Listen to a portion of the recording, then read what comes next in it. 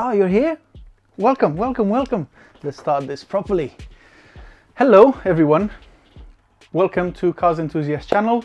In today's video, I'm gonna talk about 5 DIY things I had to do on my cars. And if I did it, anyone could do it, believe me. Plus a small bonus. Almost forgot, if you're new here, I hope you like and enjoy my content. If you're not new, well, I really thank you for subscribing, for watching my videos, and let's get to it.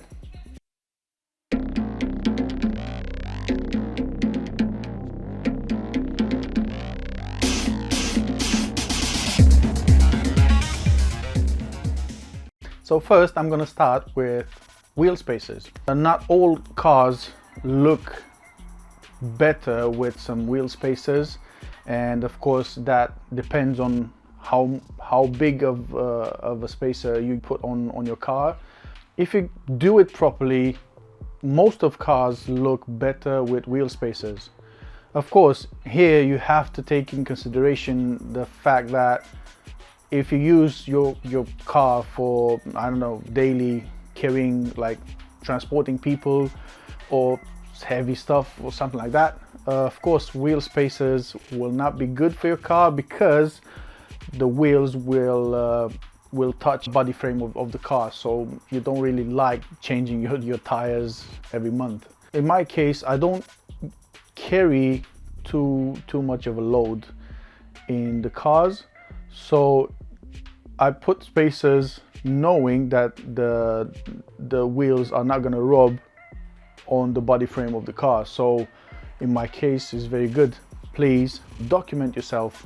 Just get as much information as you can about your car and think about what you're doing with your car and if you really need a spacer. Because in some cases, if you change your wheels, wide wheels, concave shape, you don't need spacers.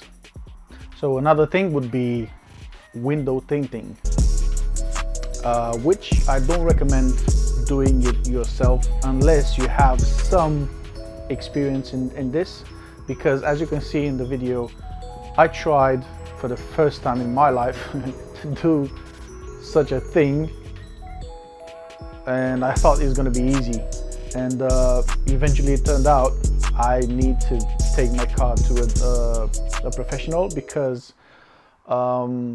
it's not that easy as it looks. Like, I've watched some YouTube videos about this, and those guys, those people will make it look very easy to do. It was so easy watching them, do it. But I guess that comes along with experience. And if you want to do this for the first time in your life, please don't do it. Or if you really want to do it, get as much experience as you can doing it on something else than your car. I promise you, it won't look as you expected. So I really recommend, for tinting windows to your car, just go to a professional and it will be as you expect. The next DIY thing I did on my car was replacing the fog lights. I thought it would look better with some LEDs, circle LEDs, and in the middle to be the actual fog light. And it really does, if you ask me. I don't know everyone's opinion, but you can leave it down in the comment section if you like it better or not. In my opinion, the car looks better like this. I have nothing against people that like stock cars. As I was saying, it wasn't that hard after I found out the right and specific dimensions of my fog lights. I bought the specific ones, and to replace them was not hard, but not easy either. I had to, use a uncomfortable position to go under the car, especially, as a DIY guy. And but eventually I did it. What was that? Hold on, I hear a noise. Oh, it's Coffee break. Next DIY thing would be changing my old amplifier for my sub. And it's not an easy job, but not in terms of actual work, but is hard in terms of knowledge.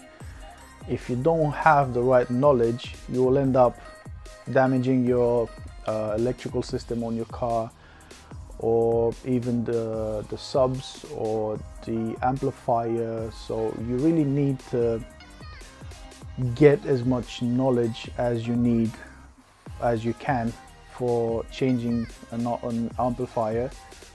First of all, to know specifics on your subwoofer and the specifics of what actual amplifier you need to buy. Then you need knowledge and a lot of information about how to plug everything in and connect every wire, and there's a lot of stuff. But you can check up there videos. You will see how I did it, how I've changed my amplifier in my Volvo V60, that's the estate version. How I did an upgrade on the Volvo C70. So if you don't find as much information as you need in those videos, again, you can comment in the section below and ask me questions. I will be very glad to answer all of your questions, because I know how it is. I'm still a beginner. I can't say I'm a professional or anything. I'm just a DIY guy. But I did some research and I found the information I needed to do this, and I did it all by myself. Yeah. So before I get to the last part of DIY things I've done to my car, I have two honorable mentions that I need to put out there. One would be quite easy, but at the beginning I wasn't sure what I was doing, and again, I did my research and I changed the coils, spark coils, for spark plugs. And to me, back then when I did it, was a big accomplishment because again, I'm a DIY. I wasn't sure if that was good what I did, but I've learned throughout my experience. So that was one. And another DIY thing I did, and believe me on this, I was searching the internet from A to Z, or to Z if you're American. I've searched everywhere and I couldn't find just a short video how to remove the back seat headrest. I've seen a lot of back seat removals from Volvos, from other cars. I've seen the backrest of the cars being removed, videos, but none of them were showing you how to remove the backseat headrest of your Volvo. So I thought it would be a good idea to do it myself. And you can see the short clip over there in the corner.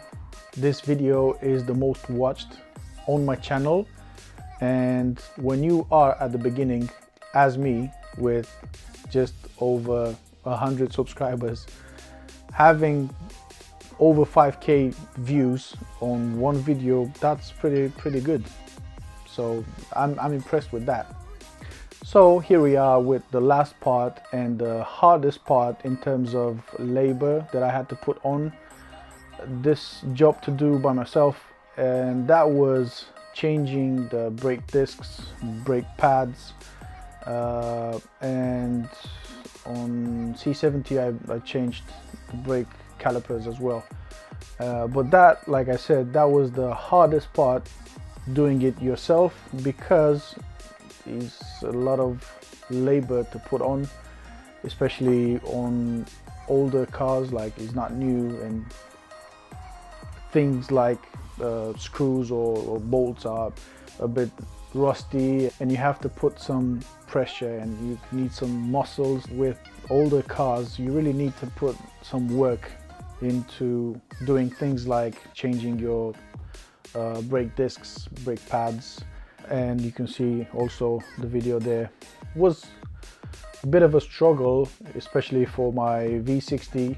Before I wrap up this video, I would really love to have you stay tuned for my next video, where I'm going to talk about 5 things I really hate about my 2001 Volvo C70 T5, and to thank you for watching this one and being on my channel. So thank you very much. See you in the next video.